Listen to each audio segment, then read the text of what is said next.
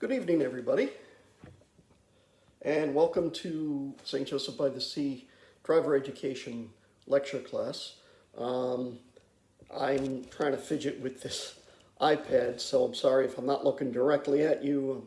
I'm really not very good with this sort of thing, but I will do the best that I can. We are currently beginning the fall semester of driver education. And fortunately, the Department of Education and Motor Vehicles have given us permission to do lecture class remotely due to the COVID crisis. So what's going to be happening over the course of the next literally 16 weeks is I will be providing you with your lectures, and you will, at your convenience, you will listen to, watch the lecture, and complete the assignment that's associated with it. So once I finish the lecture, I will send it to you as a link or as a document that you can open up on your iPad and you can view. The lectures, each lecture will be connected to an assignment, which will be, of course, related based on the details of that lecture. So you're expected as part of the program to complete that assignment and to submit it. You will email it to me as a PDF and get it to me by the following weekend. So my plan is going to be to record the lectures, say on a Sunday like I'm doing now, and then send the lecture out to you and have you submit the assignment for that particular lecture by the following Saturday. So for this lecture that I'm giving you today, I would ask by Saturday, November 7th at midnight, I should have your assignment that was emailed to you based on this lecture. Now, the Department of Motor Vehicles and the Department of Education require that students receive actual number grades in both the lecture part of the course and the driving part of the course. If it were up to me, I would do pass-fail, but it's not. So what's going to happen at the end of the semester is for the lecture part of the course, you will receive a grade out of 100, with 65 being passing, so it's much like what you're used to. And that grade will be based on the assignments that you do corresponding to each of the lectures, as well as a midterm exam and a final exam. Okay, so keep that in mind, that all of those things will factor into your final grade.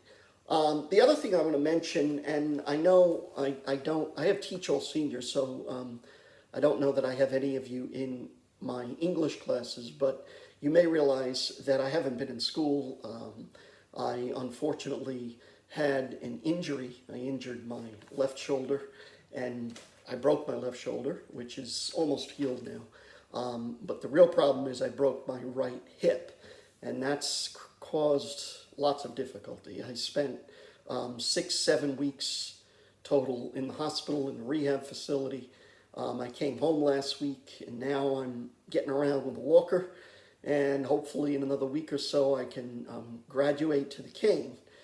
My goal is to be back in school by around Thanksgiving time, so hopefully I'll see you then. However, two reasons why I bring that up. Number one, if you know anybody who had me in class, they will tell you that I move around a lot. Okay, I like to be dynamic. I like to move up and down the rows. I like to move around the front of the room. I don't like sitting. I don't like staying in one place. Well, now I don't have a choice. So I apologize if I'm in this very stationary position. I'll try to make things interesting with my voice as best as I can, but you're not going to see me moving around, and that's just the way it is, okay? The second thing is that even though I expect to be back by the end of November, we will continue with this mode of doing lecture, okay? I'm not going to have you come into a classroom, since we don't need to do that. We have permission not to do that, given, of course, the COVID crisis, okay? So So having said all of that, let's begin with our very first lesson. And I want to start with some general things. First of all, obviously you all are anxious to get your driver's license for a number of reasons. And you should be anxious. You know, it's a big step into adulthood. With that driver's license comes great freedom. Okay, and it also comes, with that freedom comes the opportunity to make a lot of choices. You know, you can pick up and go now much more easily perhaps than you would have been able to do so before. But of course, you know, with freedom and choices come responsibilities. And so, you know, a lot of what this course is going to be about is emphasizing the responsibilities associated with operating a motor vehicle. And the one thing I like to tell students first and foremost, before we do anything else, in connection to what I just said, is the fact that with this responsibility should be an understanding that driving, to be a driver, is to be privileged. In other words, as Americans, we have a lot of rights, thank God, okay? And we should have a lot of rights. Driving is not one of them. None of us has a right to drive a car. Driving is a privilege. It is not a right, okay? So please keep that in mind, you know, and because it's a privilege, it should be understood that it can be taken away very easily, you know, if you're not doing what you're supposed to be doing. Now, you know, one of the things in this, the main topic of this first lecture has to do with risk and the idea of driving experience and the risk that's involved, okay? And connected to that, I need to emphasize, like any skill, whether it's on the basketball court, whether it's, you know, in an academic subject, like any skill, you become better with experience. So at the end of this course, you will take your road test, hopefully pass it the first time, and all that tells us is that you've met the basic requirement for being able to operate a motor vehicle. It doesn't mean that you're a good driver. You may be a good beginning driver, but it doesn't mean you're a good driver, okay? Completing, therefore, a driver's ed course does not guarantee your safety. And as a matter of fact, and the first number, so to speak, or statistic that I'm going to give you is this. It takes 5 years for a driver to be considered, you know, an experienced driver, to be considered a good driver. The average good driver has a minimum of 5 years experience. So understand, when you get your license, you may be a good beginning driver, but it's only with experience that you are going to become a very good driver, that you're going to be on par with other good drivers on the road, okay? And having said that, I give you another statistic that I think is important and kind of helps to drive home this point. Nearly half of all new drivers will either have a traffic offense or a collision in their first year on the road. Let me repeat that. In your first year on the road, statistically speaking, a new driver will either have a collision or will receive a traffic offense, a speeding ticket or red light, something of that nature, okay? So that really emphasizes, again, how important experience is, because that first year is very much a learning experience, okay? I'm big on two things, you may find, depending on how things go. I like statistics and I like stories, okay? I think I don't give you statistics just to give them to you. I give you statistics that I think are meaningful and memorable. So I'm not going to bombard you with things that, you know, would be difficult to memorize, all right? And at the same token, you know, I also think that drives home the point, but I also think the other thing that drives home the point is stories, you know, and from my many years of experience as a teacher, as a driver myself, I think, you know, I can hopefully give you some stories that will also be memorable and will help to bring home the lessons that I'm trying to convey. Now, speaking of statistics, I want to speak for a moment now specifically about teen drivers and give you a few statistics related to drivers in your age group. A lot of what I'm doing in the lecture course it appears to be designed to scare you. And there is some truth to that, because in order to emphasize the importance of this undertaking, you need to realize how dangerous it is, and you need to take it very seriously. And one way to take it seriously is to get you to understand the dangers that are out there, and specifically how dangerous it is to be a driver your age. Okay, so let me give you a few more statistics that I think will help to emphasize as we begin this lesson on risk, that will help to emphasize the dangers that you will face as a teen driver. Number one, first of all, in general, in this country, 40,000 people die every year in traffic accidents. So that statistic is not specific to teenagers. It's in general, all drivers, okay? 40,000 people per year die in traffic crashes. So I think that really emphasizes, obviously, the general danger of driving. Specifically with people in your age group, the age group of 15 to 20, traffic collisions are the number one killer of people in your age group. So keep that in mind.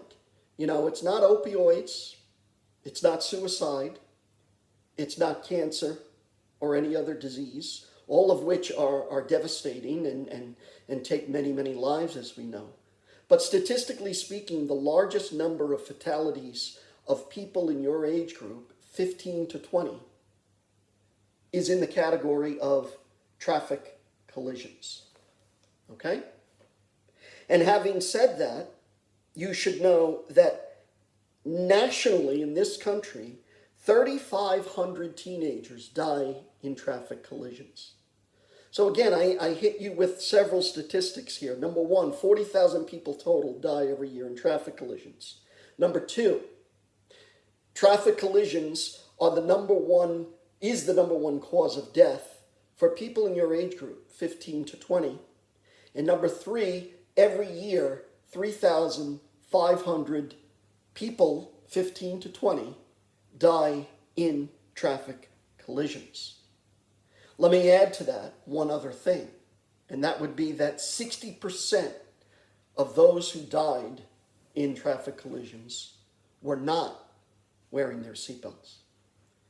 Now, when I was a kid, there was no seatbelt law, and I remember my father driving, sitting me on his lap, when I was like 4 or 5 years old, and letting me help him drive the car. And I mean, obviously times have changed quite a bit, thankfully, and now there are laws that apply to seatbelts. Unfortunately, there are still far too many people, and in your age group in particular, who don't pay attention to that law. And I think that statistic of 60% of those 3,500 teenagers who die were not wearing a seatbelt, that statistic really drives home the point, I think. Another thing I would mention is that the crash rate for new drivers like yourselves and experienced drivers like myself, the crash rate for you is 4 times greater than for me. So if you're in that age group, 15 to 20, you are 4 times more likely to have an accident than somebody who has been driving for 5 years or more. Okay? So if these statistics don't make you think a little bit, they really should.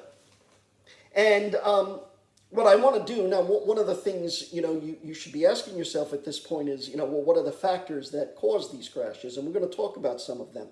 But before we do that, one other thing that I do want to emphasize, and this is a distinction between 16-year-olds and 18-year-olds. Now, just a side note, the laws of the road are determined largely by the individual state.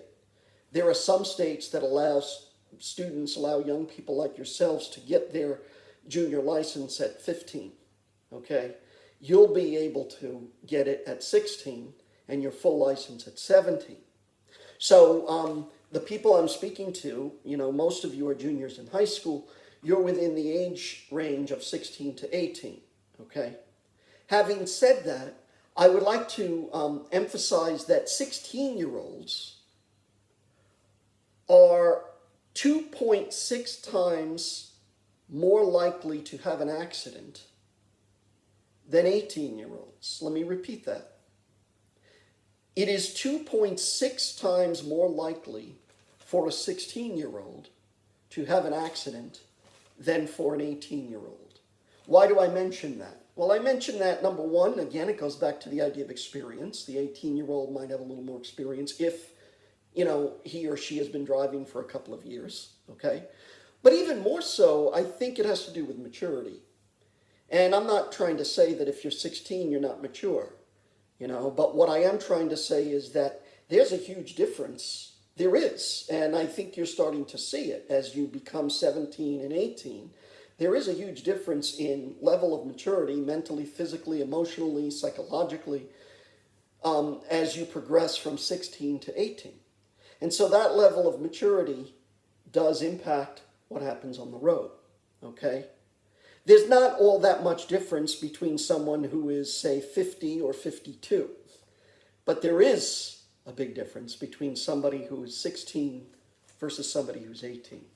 Now, if we talk about 16-year-olds in particular, and again, most of you are that age, we talk about 16-year-olds, and we talk about what are the most common errors.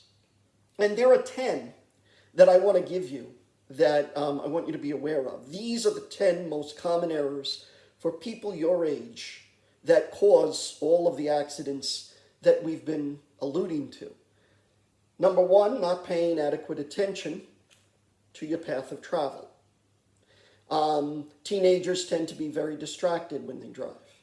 Oftentimes, it's because you have a friend or friends in the car. It may be because you're distracted by your cell phone. Hopefully not. It may be because you have loud music. So failure to pay adequate attention is a major cause. Number two, driving 5 or more miles per hour beyond the speed limit. That's a big one. Unfortunately, young drivers, feel the need for speed. And it's cool to go beyond the speed limit. Well, it's cool until you have an accident, and God forbid, cause a fatality. Okay? So speed is number two. Number three, connected to speed, but a little more specific, is trying to drive through a curve at too high a speed. A lot of accidents, whether your age group or older, occur on curves because there's a failure to slow down and anticipate the curve. Perfect example that you can all relate to is Arthur Kill Road. Or if you go to the North Shore Snake Hill Road, you see curving roadways all over the place, okay? And if you don't adjust your speed to the curve, well, you're going to increase the chances of losing control. Number four, performing inadequate searches at intersections. And because of that, pulling in front of cross traffic. So as you're approaching an intersection, your eyes can't be fixated, and we're going to be talking about a lot of this, but your eyes can't be fixated on just straight ahead. You need to take in your peripheral vision. You need to be, your eyes need to be moving left, right, center, left, right, center.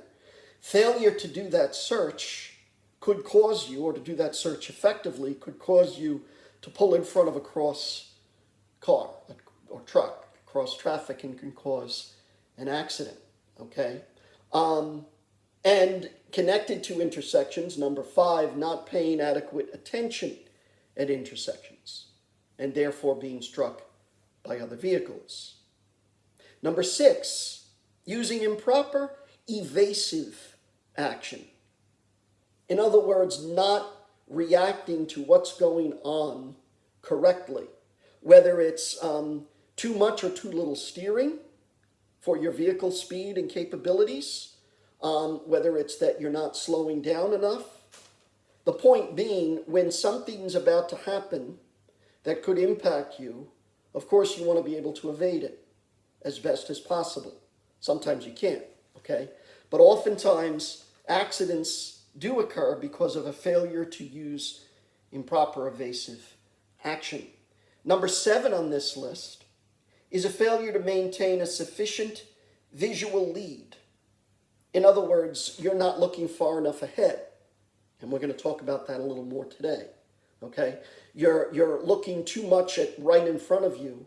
You're not letting your eyes lead 20 seconds ahead of you. You're not taking in the whole scope of what's going to happen in 10 seconds or 20 seconds. Number 8, failure to see action developing at the side of the roadway. Again, peripheral vision. If a car is pulling down or a bicyclist is coming along or whatever the case may be, if you're not seeing that, you're not picking that up, it certainly could cause a problem. Number 9, following too closely. That's a huge one. Okay, we call it tailgating. And unfortunately, people of all age groups do that quite frequently. Understand that if you're too close to the car in front of you and he stops somewhat abruptly, you need time and space to be able to stop without hitting him. The closer you are to him, the more likely you are to hit him if he should stop short. Okay? And number 10, failure to yield the right of way. All right? So if somebody, if you have a stop sign, for instance, and somebody's crossing and from your right in the street that's intersecting yours from the right, they don't have a stop sign, but you don't let them go. You're not giving them the right of way, and that can cause an accident. So real quick, the 10 factors again. Number 1, not paying adequate attention to the path of travel. Number 2, driving 5 or more miles per hour too fast. Number 3, trying to drive through a curve at too high a speed. Number 4, performing inadequate searches at intersections. Number 5, not paying enough attention at intersections. Number 6, using improper evasive action. Number 7, failing to maintain a sufficient visual lead, not looking far enough ahead. Number 8, not seeing action developing on the side of the road. Number 9, following too closely to the car in front of you.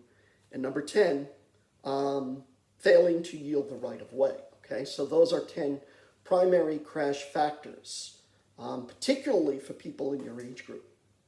Now, let's talk a little bit about judging risk. Okay, and one major difference between new drivers and experienced drivers is that ability to judge the level of risk in a particular situation. Okay, and if you don't judge the risk properly, then what happens is you have late or inappropriate responses to situations. And you should keep in mind that the two most affected groups of drivers in this area, the two groups of drivers that have the most problem judging risk are people in your age group, 15 to 20, and people over 65. And we'll talk a little bit more about the ages, particularly as far as senior citizens, a little bit later. But you need to realize that for different reasons, older people also have more difficulties on the road than people who are younger. Okay, the highest rate of accidents is without a doubt in your age group, 15 to 20. But the second highest rate is in people over 65. But not for the same reasons.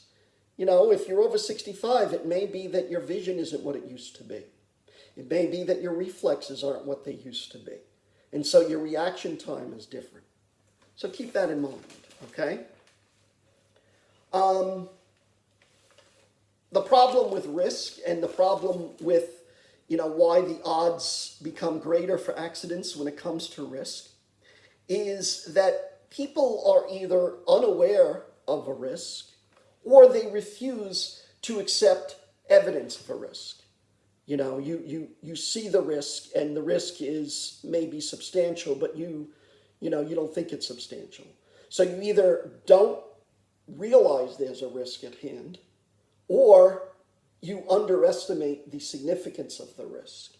All right, and of course that's a major factor.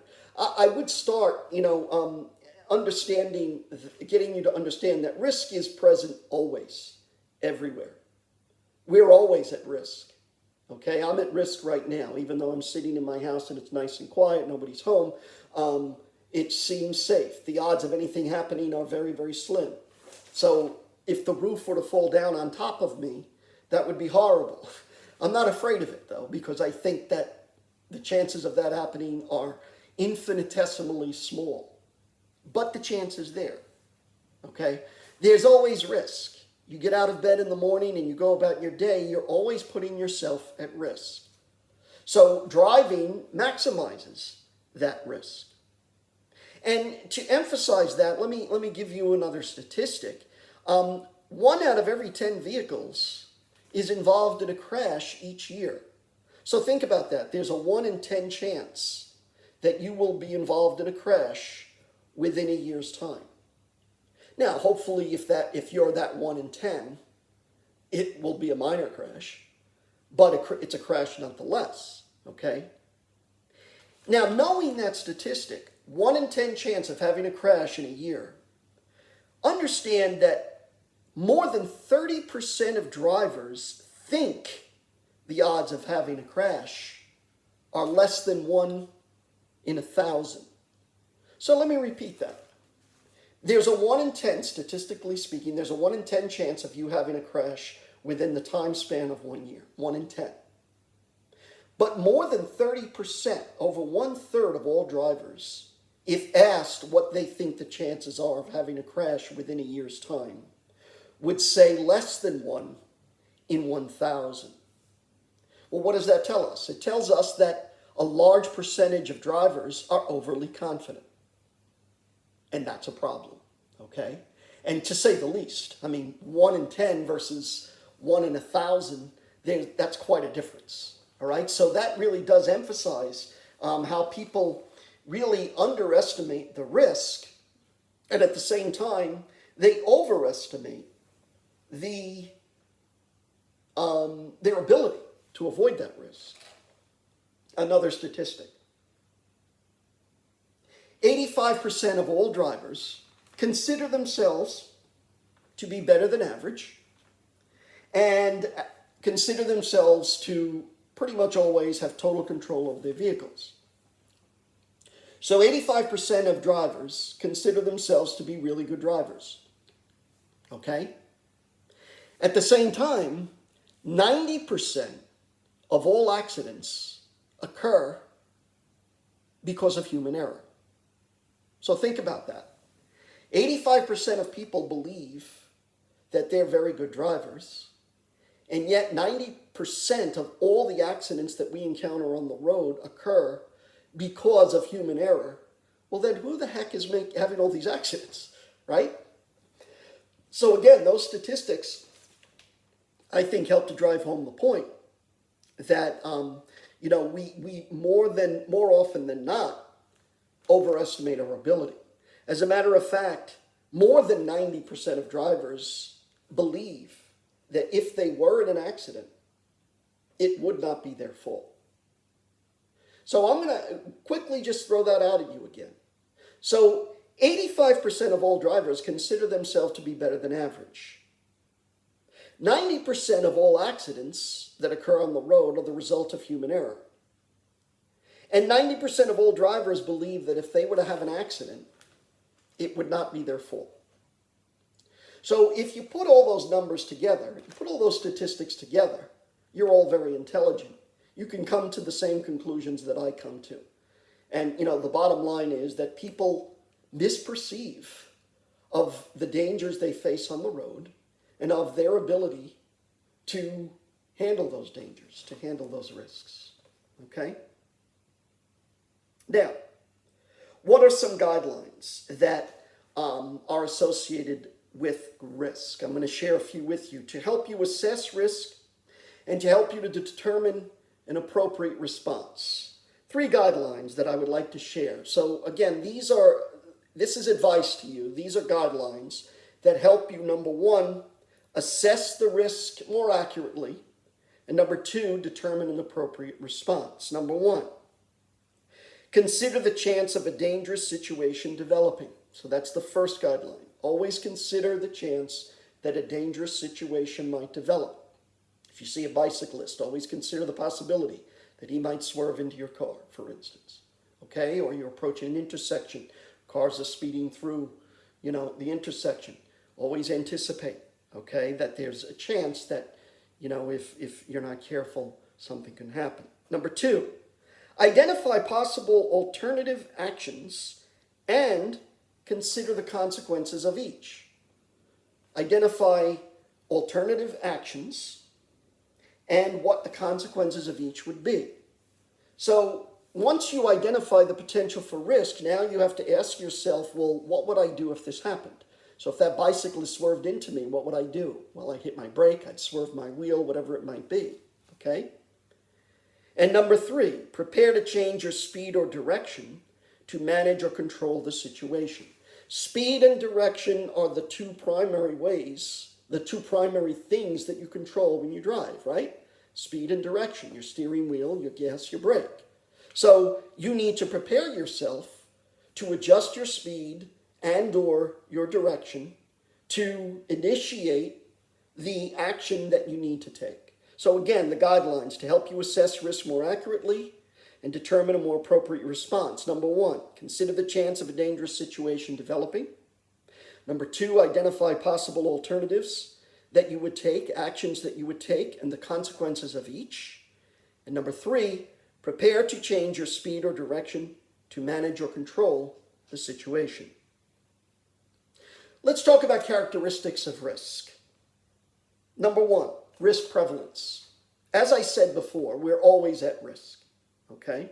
So keep in mind, driving is no different than life in that regard, except that the risk is probably much greater if I'm driving a car right now than sitting in my living room, okay? So the first point I make about as far as characteristics of risk is that risk is always present, okay? Number two, perceived risk differs from actual risk. I'm going to talk about that a little bit in a moment. Number three, risk is affected by all road users. And number four, risk can be managed. Let me repeat. There are four characteristics of risk that you need to be aware of in order to manage it effectively. Number one, risk is always present. Number two, perceived risk differs from actual risk. Number three, risk is affected by all road users. And number four, risk can be managed.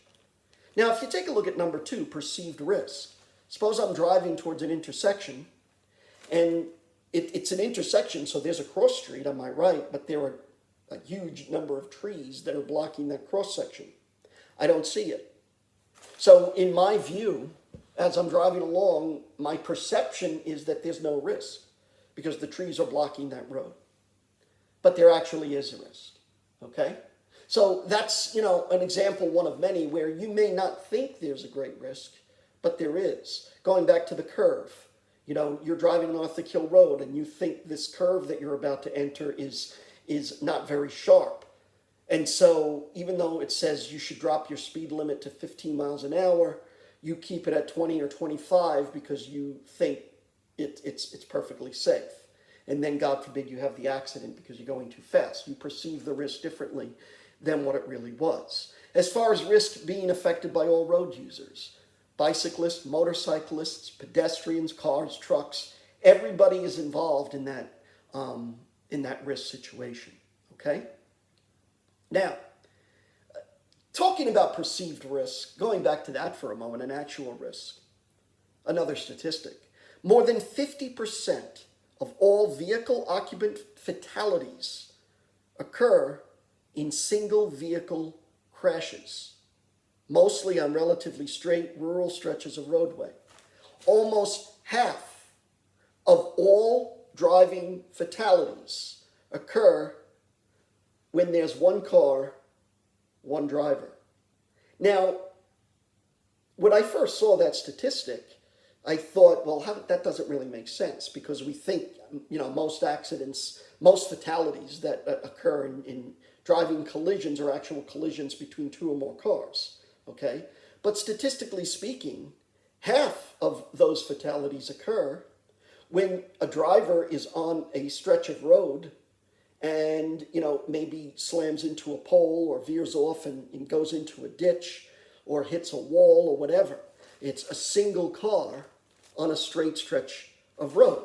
So perceptually speaking, we may think it's much less risky to be on that kind of road. But in actuality, it's just as risky as approaching an intersection. Okay?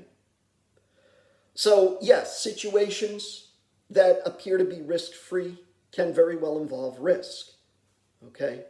And again, going back to that stretch of road situation, the straight roadway, generally those 50% fatalities occur with, again, people in your age group or people over 65, all right?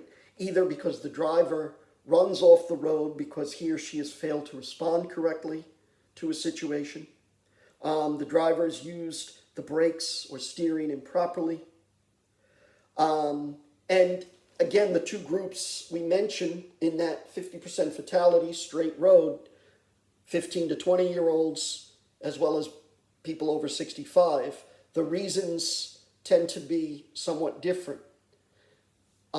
They may be somewhat different. In the case of people in your age group, it may be that you're going too fast, that you don't have the kind of experience to control your vehicle, okay? You're braking. Whereas with a senior citizen, they may not have the same reflexes, the same vision. What's interesting is those straightaway accidents occur with people in your age group typically after dark, and with people who are over 65 typically in late afternoon.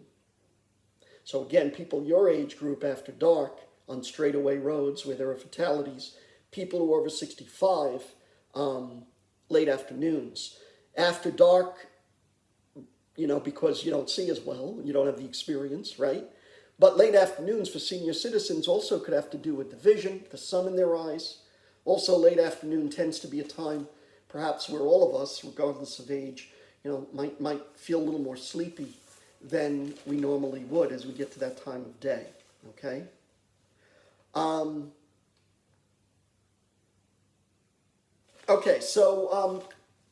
Again, speaking about risk, blocked vision.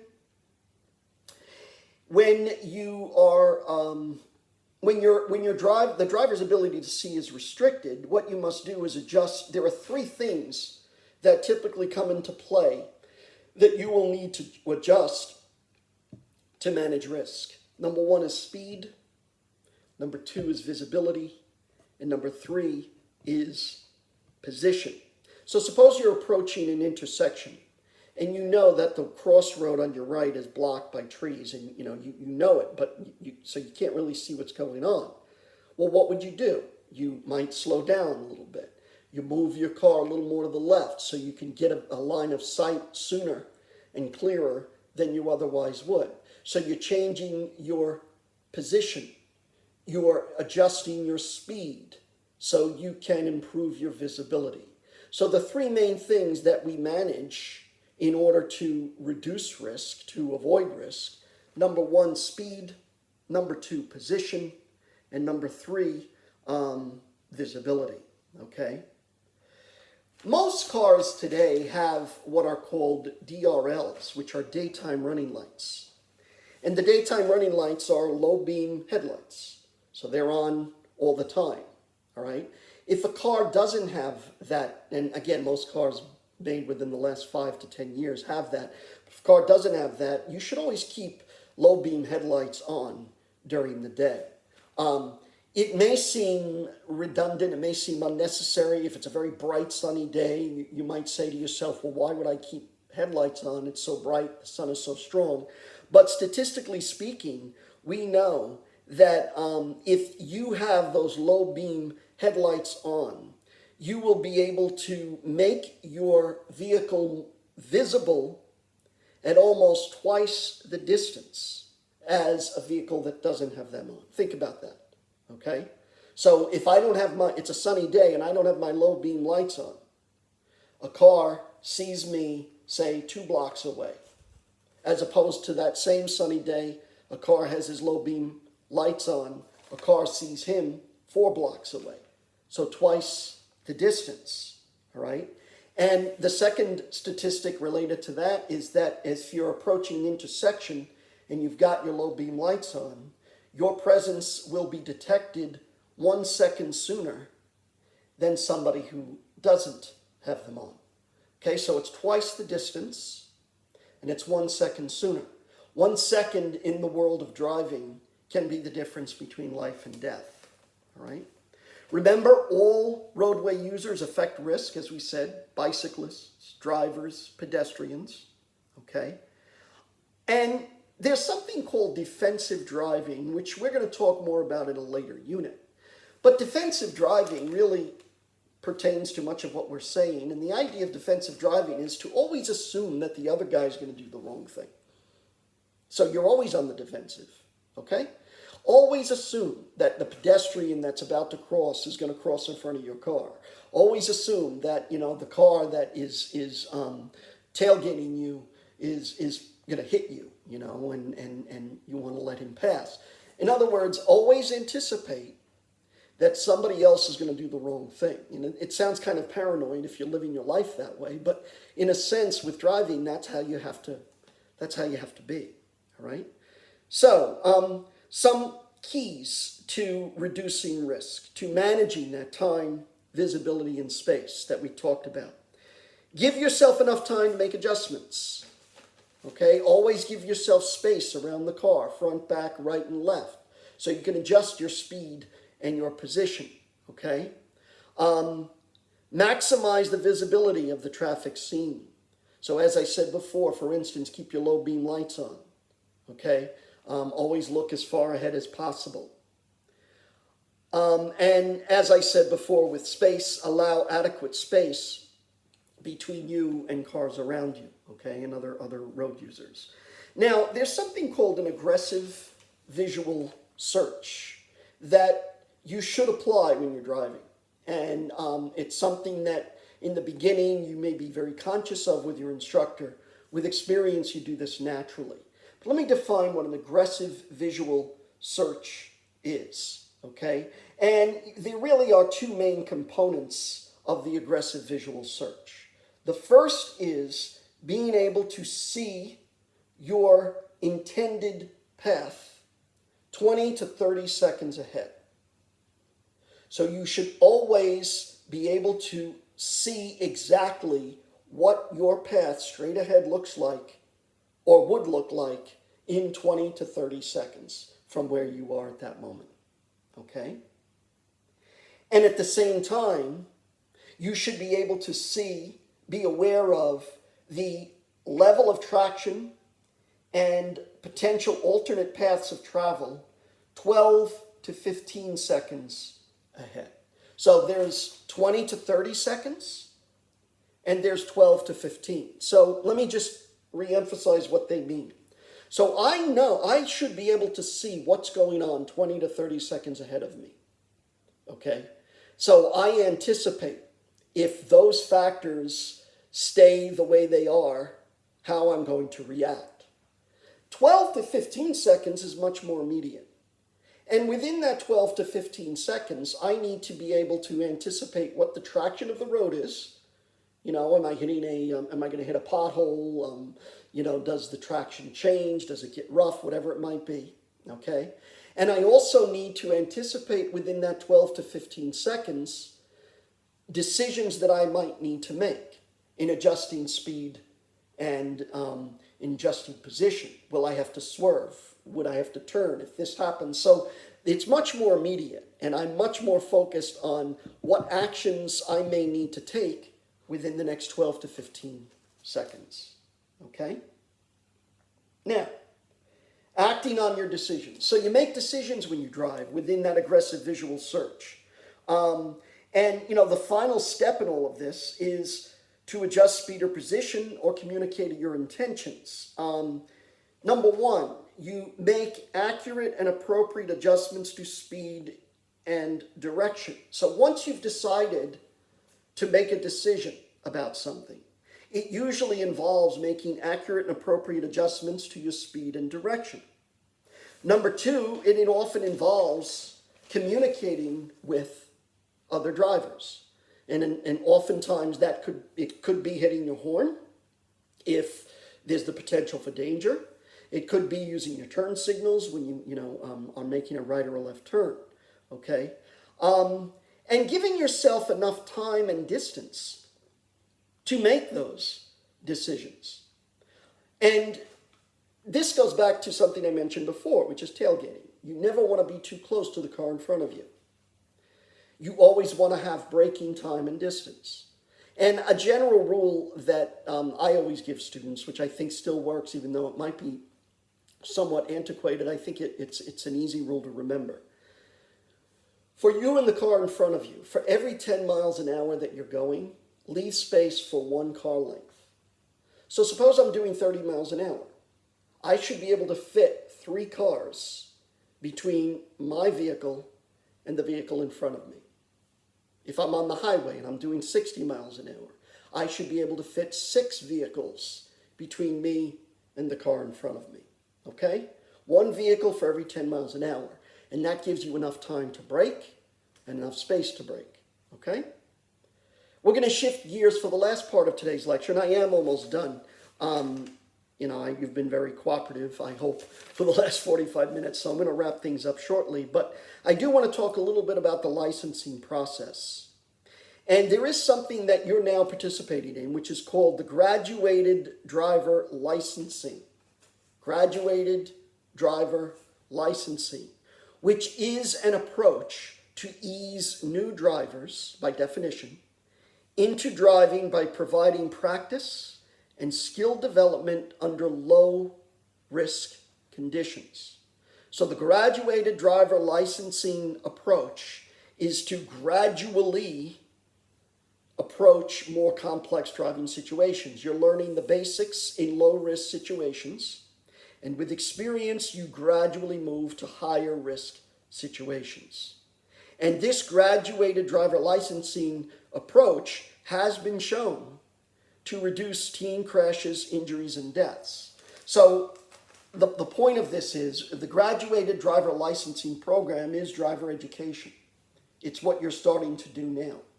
Okay, and you'll see on the road your instructor is going to teach you basic things, but he or she is going to start you with, low risk situations and build upon them. So as you get better, you also learn how to deal with more complex situations. Licensing stages. As far as the licensing process, there are 3 stages of the licensing process. Number 1 is your learner's permit, which many of you have now or will be getting, and you need to get it, as you know, during the course, okay? I have to have it before we finish. In New York City, the law is you cannot drive with a learner's permit unless you're with a licensed driver who has a dual brake. Most people don't have dual brakes. So what I say to you is if you're going to drive with mom or dad with your learner's permit, you don't have a dual brake, you might want to go to Long Island, you might want to go to New Jersey or upstate, because unfortunately New York City doesn't allow you to do that, which makes the learner's permit in New York City really a joke. You have to get it, but if you're following the law, which I hope that you are, you're really not able to use it in the city, okay? So there's the learner's permit, the stages. There's the learner's permit. The second stage is what's called the intermediate probationary or provisional license stage. Intermediate, probationary, or provisional licensing stage.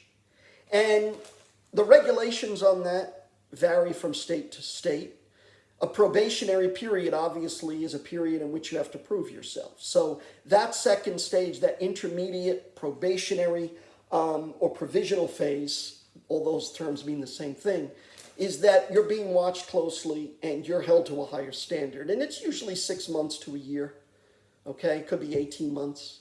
So the point being that if you just got your license and you're driving and you are pulled over for speeding, your penalty, because you've only been driving for a few months, is going to be much more severe than my penalty, okay? So it's important that, again, and it's important that you remember license is a privilege, so, it can be taken away, okay? And then the third and final stage, which is where I am and have been for many years, is the unrestricted full license, okay? So it's the 3 stages: learner's permit, intermediate probationary provisional license, unrestricted full license. Okay? All right, so that pretty much concludes our first lecture. I hope I didn't bore you to death, and I'm sorry if I did.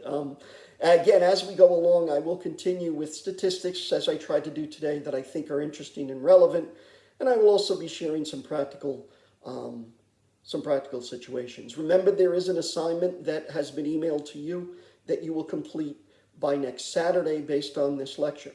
Thank you, everybody, and have a good week.